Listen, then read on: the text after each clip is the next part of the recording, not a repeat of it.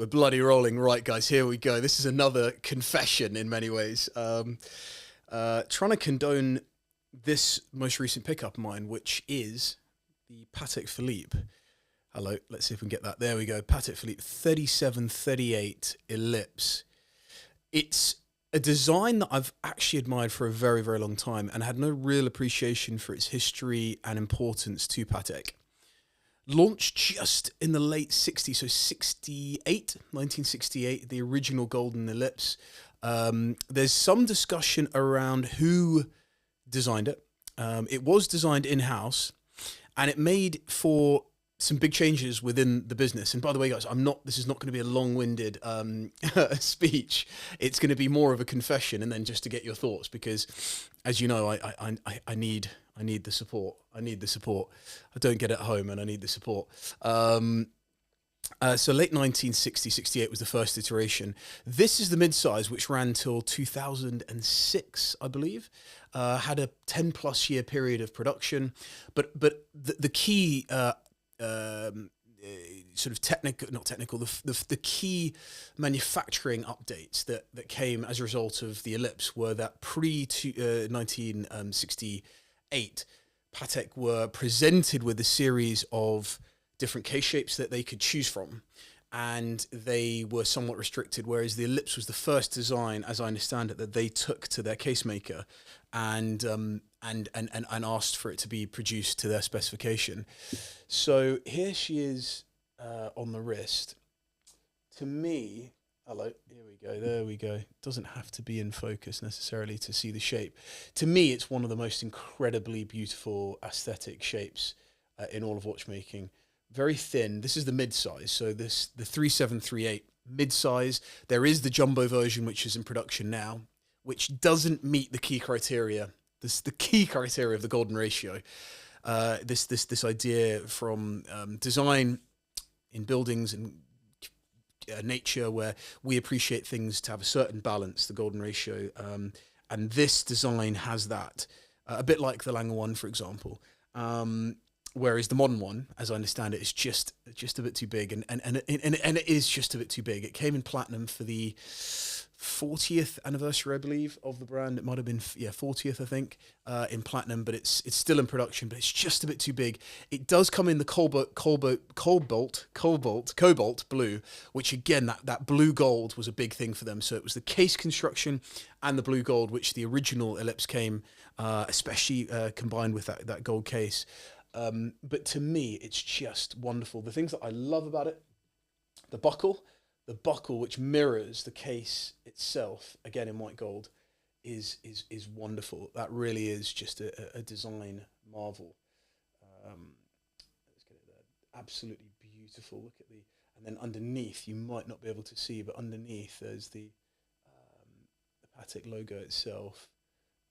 Patek, script underneath there, just under the tongue there of the buckle, but that to match the case shape is just incredible. I love the fact that the watch is so flat, and the way the crystal catches the light is just beautiful. And of course, the case construction, the hallmarks there, and the way that it integrates with the case. Haven't tried to change the strap just yet, but that's something that I will come to in time. I love the grey dial. The grey dial combination with the white gold is lesser seen, and I actually quite like the combination between the contrast between the blue strap and the case. Some gripes I've got with it early on are that the crown is not easy to wind. That's for sure. It's not even that easy to set. If I'm being absolutely honest, it's quite slow. Crown is very small. But what I love is the purity of the design. Love the sound that you get from it when you pull it out and click it back, and you can feel that quality. Love the small Patek logo there at 12, just with in white or painted on the dial, just very, very subtle.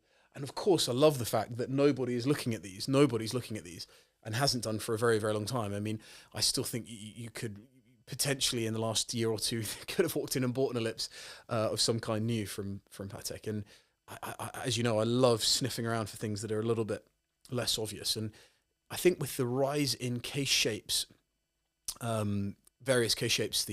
I look at the Monterey from Louis Vuitton, which has become really hyped up. I look at the Crash from Cartier and others, and this case shape just to me is really, really, really, really beautiful.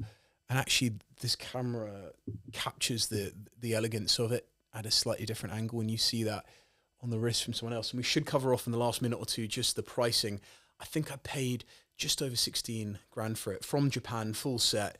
It's a lot of money, but when you compare it to the new ones, which in platinum I appreciate are like 40 plus, and you think of some other Patek references, it's got to be one of the most approachable Patek references out there. It comes in loads of different configurations.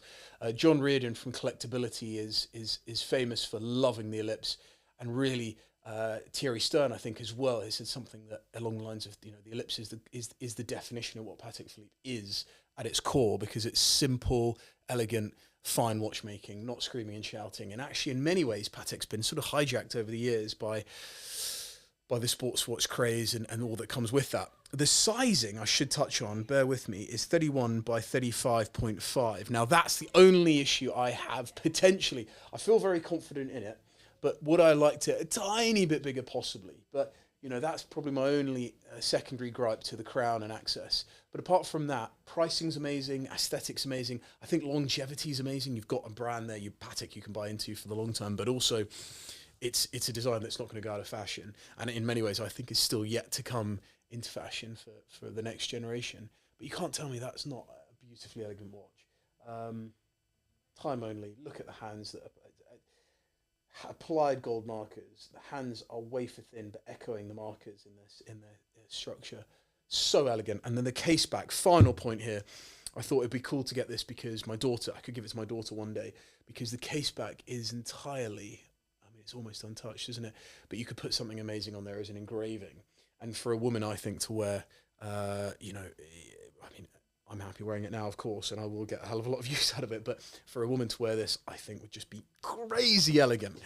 Anyway, guys, there it is. 37, 38 Ellipse, mid-size, grey dial, grey sunburst dial, white gold case, under 15 grand-ish.